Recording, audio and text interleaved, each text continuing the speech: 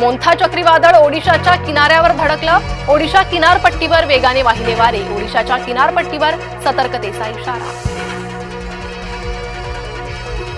नाशिकमधून हैदराबादसाठी इंडिगोची विमान सेवा सुरू।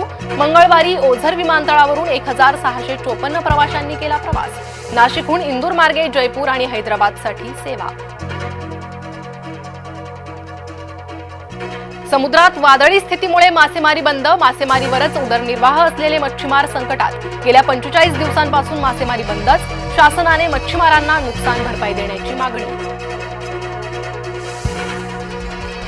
पनीर खाताय, सावध व्हा। रिक्षातून भेसळयुक्त पनीरची वाहतूक। पोलिसांनी केलेल्या कारवाईत 134 किलो पनीर जप्त।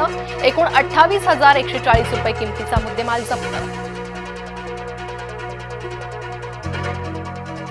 वादळी सदृश स्थितीचा फटका पर्यटनाला। समुद्री जलक्रीडा बंद असल्यानं पर्यटकांचा हिरमोड। पर्यटन व्यवसायावर मोठा परिणाम। फडणवीसांच्या गृहमंत्री पदाविरोधात एकजूट। महाराष्ट्राला दुसरा गृहमंत्री हवाय। महाविकास आघाडीचं मागणी। अमरावती महानगरपालिकेचा भोंगळ कारभार। सुमारे 511 बांगलादेशी रोहिंग्यांना दिली बेकायदा जन्म प्रमाणपत्र। फलटण महिला डॉक्टरची डायरी पोलिसांनी केली जप्त। डायरीत कामाच्या नोंदींसह दबावाचाही उल्लेख। पोलीस अधीक्षक तुषार दोशी यांची माहिती।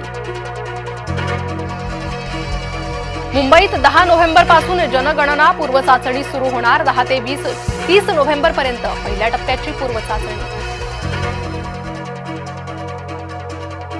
मोठा माओवादी नेता बंडी प्रकाशचं हैदराबाद पोलिसांसमोर आत्मसमर्पण। गेली 45 वर्ष माओवादी संघटनेत होता सक्रिय। कुडाळ तालुक्यातील माणगाव खोऱ्यातील शेतकऱ्यांना मोठा दिलासा। अनेक वर्षांपासून रखडलेला आकारीपड जमिनीचा प्रश्न अखेर सुटला। बाजार मूल्याच्या केवळ 5% रक्कम जमा केल्यानंतर जमीन मिळणार।